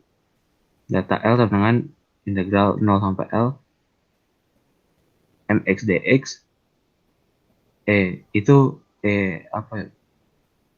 Yang mana? Ya ini. Yang ada paling bawah, yang ada kecil itu. EX, EXIX. EX per EXIX. Table 11.1, section properties for frame analysis. Beam is a modulus of elasticity is a from 8.51, moment of inertia 0,35 Ig, area 1,0 Ag. Column is a from 8.51, 0,7 Lig, area 1 Ag. Walls uncracked 0,7 Ig, walls cracked 0,35 Ig, flat plates and flat slabs 0,25 Ig. Oke, jadi ya ini P delta analysis atau second order. Momen akibat axial load gitu dilipat gandakan ya di deflection at each point sepanjang bentang gitu kan ya. Jadi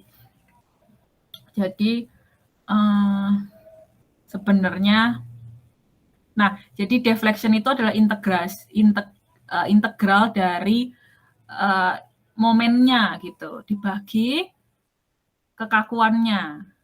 Nah, jadinya dan itu sepanjang bentang ya. Jadi M ini nih MLT sama dengan ML0 ditambah P delta L kan sebenarnya. Nah, delta L itu adalah sebenarnya integral dari sepanjang bentangnya 0 sampai L mx dx dibagi EI. Nah, ya udah deh, inilah sih. Jadi dia sebenarnya bentuknya integral kalau analitisnya seperti itu ya. Nah, jadi kan sebenarnya butuh EI ya. Nah, itu di code itu sebenarnya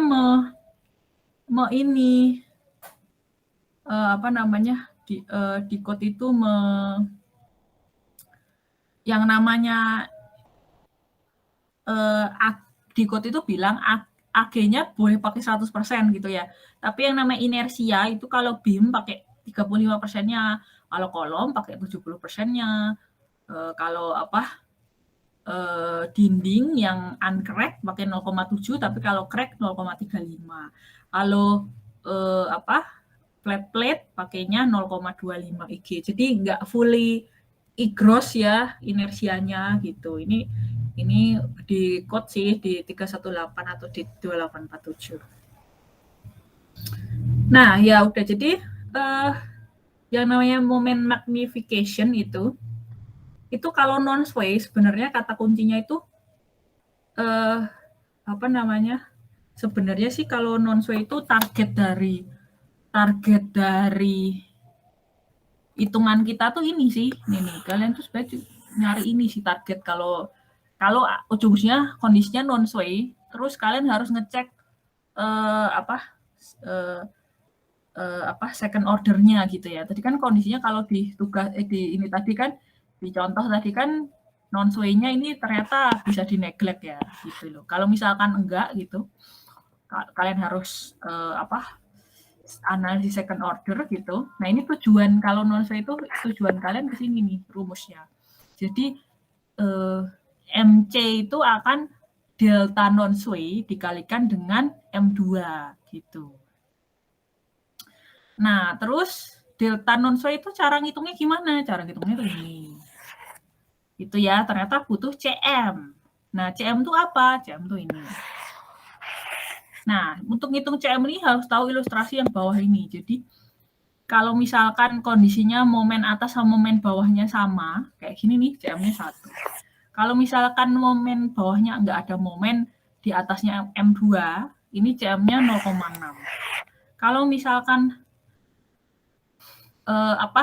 momennya beda, momennya ini ya, salah satu negatif, salah satu positif gitu.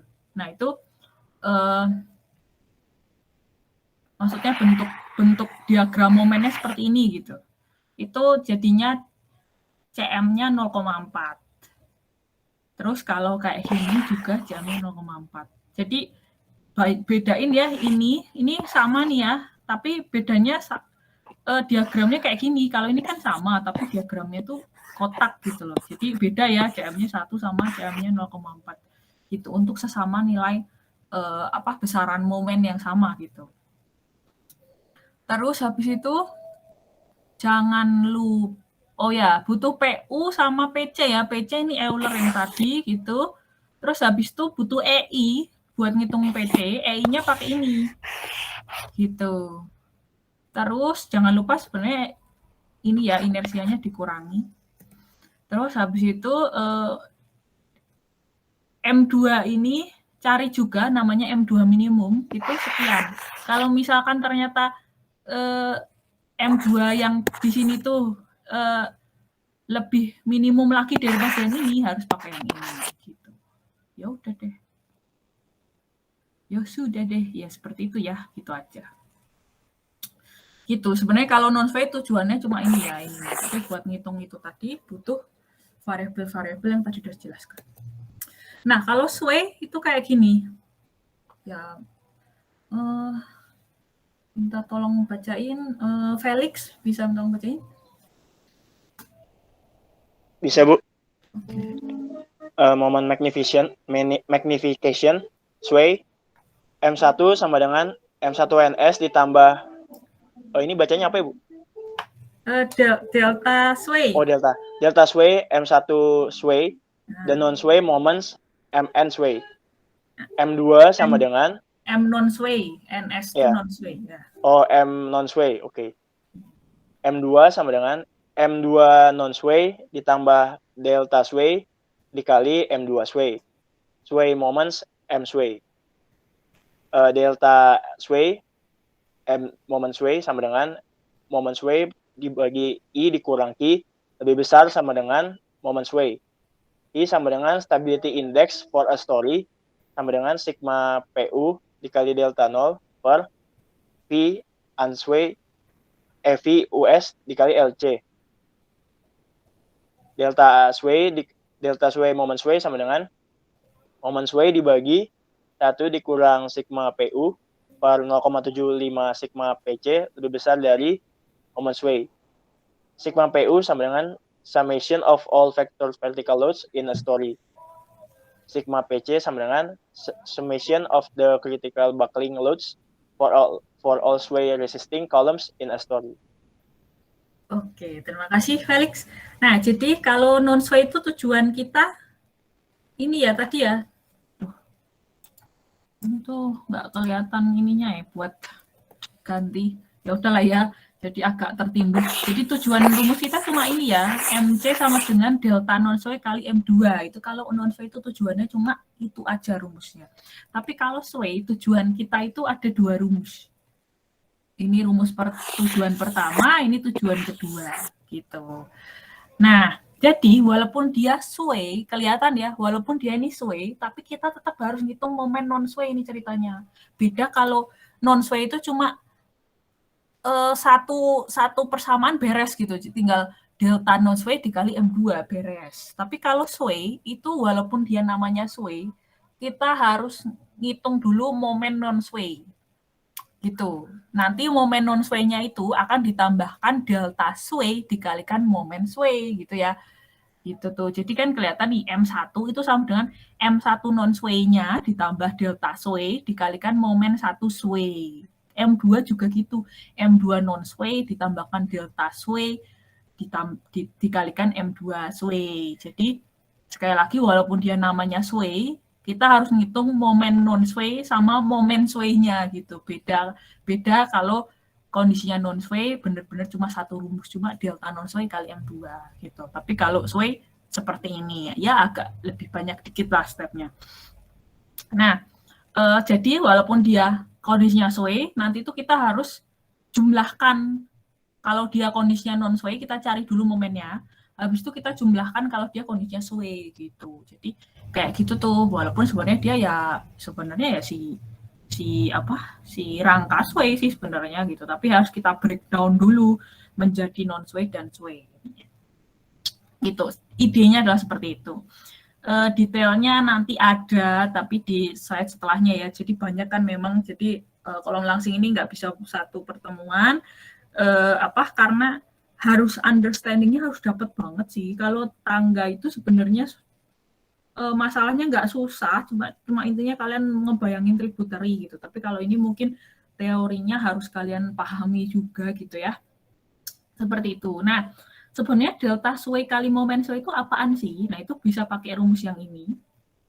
Gitu ya, dengan Q-nya ini. Atau mau pakai rumus yang bawah nih, gitu. Nah, kalau pakai rumus yang bawah berarti butuh ya ini delta PU, sigma PU sama ya, rumus bawah sama rumus atas sih sama-sama butuh sigma PU.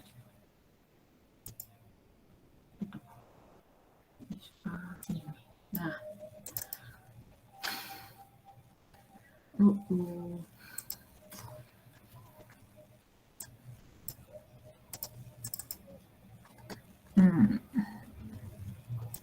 sudah, kita coba lagi ya.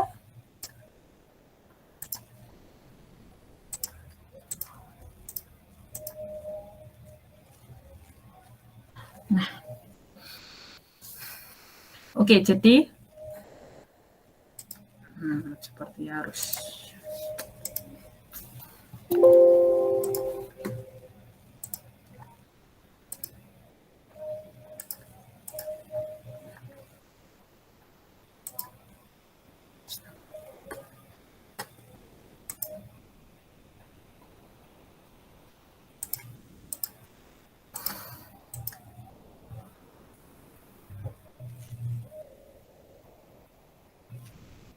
Oke, jadi untuk baik rumus yang ini atau yang ini membutuhkan sigma PU, sigma W adalah summation of all the factor vertical loads in a story. Jadi harus dijumlahin dalam satu story itu, penjumlahan semua beban vertikal per faktor. Kalau sigma PC adalah penjumlahan dari semua critical buckling load gitu ya, PC-nya dalam satu story itu dijumlahin, gitu aja sih. Nah, ini sebenarnya ada ini juga sedikit ini. FNUS bisa betul baca?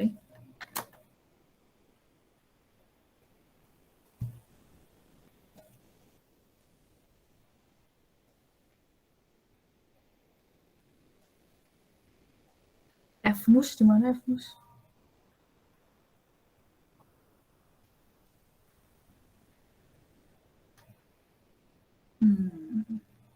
Sepertinya FNUS ini ya. Jonathan, bisa tolong bacain?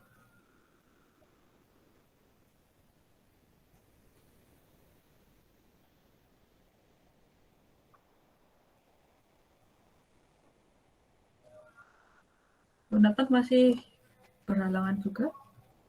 Stephen Juniarto, bisa tolong bacain? Oh, iya. Ini siapa nih? Ini Jonathan. Iya, Bu.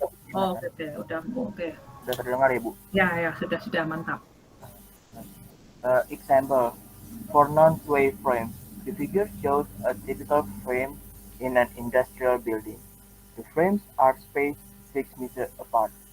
The columns rest on a 1.2 meter square footing. It design column CD and DE.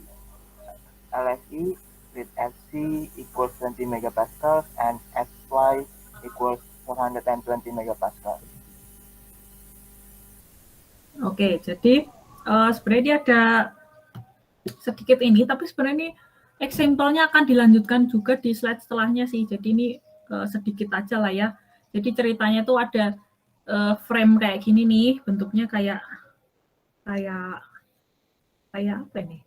Bentuknya kayak, ya pokoknya lantai satunya cuma setinggi ini gitu, lalu habis itu lantai ke sini gitu. Lalu ini ada wall, dan wall-nya ini ya kalau udah berbentuk peletakan kayak gini berarti ya bisa kita anggap pasti non-sway ya, soalnya ini udah pede banget nih peletakannya jepit gitu.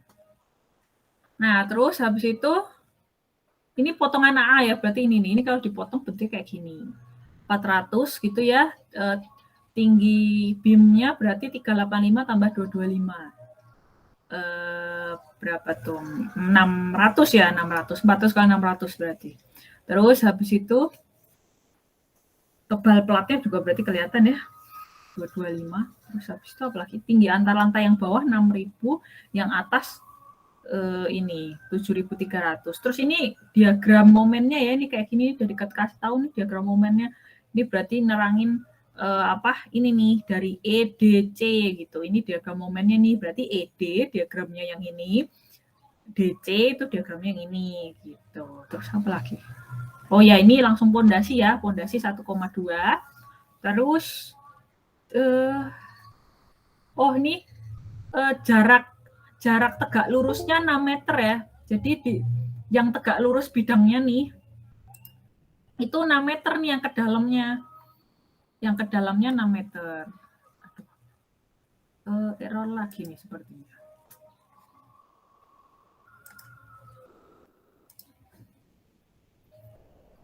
Jadi ceritanya portal yang kayak gini tuh ada terus sepanjang 6 meter tegak lurus ke sana. Lalu tegak lurus lagi ada 6 gitu. Maksudnya 6 meter ada lagi, 6 meter ada lagi gitu maksudnya.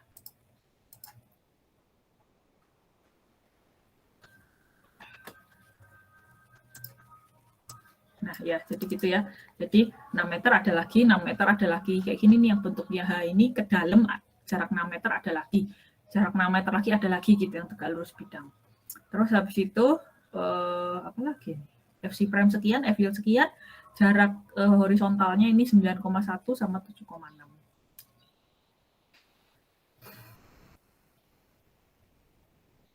Oke, tadi Steven Juniarto bisa ngomong aja? Bisa, Bu. Berdasarkan analisis struktur dari portal tersebut, didapatkan gaya-gaya aksial dan momen yang bekerja pada kolom CD dan DE sebesar untuk kolom CD,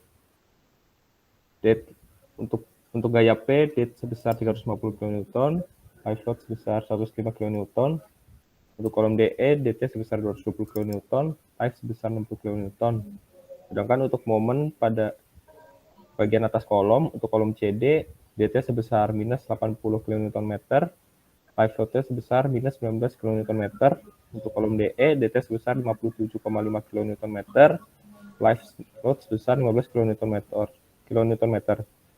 Untuk momen pada bagian bawah kolom, untuk kolom CD diperoleh nilai dead load sebesar minus 28 kN, live load sebesar minus 11 kN, sedangkan untuk kolom CD diperoleh dead load sebesar minus 43 kN, live load sebesar minus 11 kN. Kemudian menghitung beban terfaktor PU, M1 dan M2. Untuk kolom CD, nilai PU diperoleh dengan mengalihkan 1,2 dikalikan dengan 350 kN ditambah dengan 1,6 dikalikan 105. Diperoleh 588 kN. Untuk momen bagian atas diperoleh sebesar minus 126,4 kN. Untuk momen bagian bawah diperoleh sebesar minus 51,2 kN. Berdasarkan SCI section 10, M2 is always plus VE and M1 is plus VE if the column bend in single curvature. Since CD is bent in double curvature, M2 equals plus 126.4 kN and M1 equals minus 51.2 kN. Dan untuk kolom CD, diperoleh nilai PU sebesar 360 kN, M2 sebesar 93 kN, M1 sebesar 69,2 kN. Kemudian melakukan trial dimensi kolom dengan asumsi rho T sama dengan 0,015. Sehingga diperoleh AG trial sebesar 55,894 mm², sehingga digunakan kolom ukuran 350 mm dikalikan dengan ukuran kolom 350 mm, 350 meter. Ya, oke lah ya. Terima kasih Steven. Jadi ini tadi gambarnya kayak gini ya. Oh berarti ini sebenarnya udah diketahui nih diagram gaya dalamnya sebenarnya. Cuma ini sebenarnya maksudnya ini udah terfaktor, udah diketahui. Sebenarnya harus ngitung sih sebenarnya. Kita biasanya jadi ceritanya keluaran dari analisis strukturnya lah ya, belum terfaktor nih gitu kan. Lalu habis itu difaktorin nih sama Steven gitu kan. Nah sebenarnya juga di soalnya udah digambarin sih sebenarnya ceritanya gitu. Sebenarnya di soalnya udah digambarin, tapi secara proses intinya ini adalah udah gaya dalam terfaktor gitu. Nah caranya seperti itu. Jadi ini beneran yang belum terfaktor nih, datanya kayak gini kan. Nah terus habis itu kita lihat dulu kolom CD gitu ya. Difaktorin aja aksialnya dapetnya 588 kN. Nah, lalu untuk momen top faktorin juga 1,2 DL ditambah 1,6 LL dapatnya minus 126,4. Terus habis itu ini benar-benar cuma di top sama di bottom ya. Terus habis itu momen di bottomnya itu 1,2 DL tambah 1,6 LL dapatnya 51,2. Nah, dari SCI, M2 itu always positif. Jadi ini walaupun kita dapatnya negatif ya, ini kan dulunya dapatnya negatif kan, M2 ini selalu kita anggap positif dulu. Terus habis itu, M1 positif jika kolomnya itu ngelentur single curvature gitu. Kalau misalkan ternyata double curvature, M1 harus negatif gitu ceritanya. Nah, jadi kita harus lihat tuh CD itu double curvature apa single curvature. CD ya. CD. Nah, kalau kayak gini tuh sebenarnya ya double curvature. Jadi kalau double curvature itu kayak kalau single ya gampang lah ya. Single dulu deh yang gampang. Nah, kalau single curvature itu kayak gini ya nekuknya. Ditekan nekuknya cuma keluar single curvature nih kayak gini. Ini single. Kalau double itu nekuknya gini. Ini nih ya. Jadi ngebuka ke kanan sama ngebuka ke kiri. Nah, ini namanya double curvature nih kayak gini gitu. Nah, Nah, kalau bentuk momennya kayak gini juga udah kelihatan juga sih double curvature. Jadi kayak gini ya momennya nih kalau digambarin nih momen ini adalah clockwise, yang bawah juga clockwise sehingga menghasilkan double curvature. Tetapi kalau salah satu clockwise yang bawahnya counter clockwise. Nah, itu jadinya single curvature. Nah, gitu. Nanti ini akan dibahas juga sih lebih lanjut. Nah, terus ternyata kan CD CD double kurvatur kan. Nah, ini CD double kurvatur kan, sehingga M2-nya positif, M1-nya harus kita sebut negatif. Sebenarnya kenapa sih ini positif negatifnya itu nanti buat ngitung ke sini nih. Buat ngitung ke mana tadi M1, M2. Nah, ini ya. Ini buat permasalahan ini nih M1 sama M2 kapan negatif, kapan positif. Buat di sini nih, gitu sih sebenarnya. Tapi ya itu lagi nanti sekali lagi akan dibahas lebih lanjut gitu ya. Setidaknya sampai slide ini paham lah ya. Jadi begitu caranya faktorin gitu. Jadi kelihatan sih ini kan momennya searah ya, ini kan sama-sama negatif, sebenarnya kelihatan juga di sini jadinya double kurvatur. Kan ini searah ya, ini clockwise, yang bawah juga clockwise, makanya dia double kurvatur. Tapi kalau yang atas clockwise, bawahnya counter clockwise, itu jadi single kurvatur malahan. Sekali lagi kalau single kurvatur kayak gini gampang nekuknya, kita lebih suka kalau double kurvatur. Gitu. Nah, jadi kapan dia negatif positif buat ngitung yang M1, M2 kayak gini gitu. Pokoknya untuk ngitung segala M1, M2 kapan positif negatif itu bergantung dari kapan dia single kurvatur dan kapan dia double kurvatur. M2 selalu positif, M1 akan positif kalau dia single kurvatur. Tetapi kalau double kurvatur berarti M1-nya negatif. Gitu aja. Terus DE juga caranya sama, dapatnya sekian gitu ya. Pendekatannya sama lah ya kayak CD. Terus habis itu nih trial dulu nih dimensi kolom. Kalau misalkan pakai rho T itu adalah rasio tulangan itu 15 ya 0,015 AG gitu. Ini 0,015 AG dari ukuran kolomnya. Nah, kira-kira dibutuhkan 350 kali 350. Nah, sebenarnya ini ada lanjutannya gitu, tapi ya udah sampai sini aja, udah jam segini juga ya. Nanti kita akan lanjutkan dan kebetulan kita akan lanjutkan tahun depan. Saran saya sih sebelum kan habis liburan ya, jadi sebelum kelasnya review lagi materi yang slide ini gitu untuk agar lebih mudah nanti kalian pas slide yang kolom langsing yang kedua.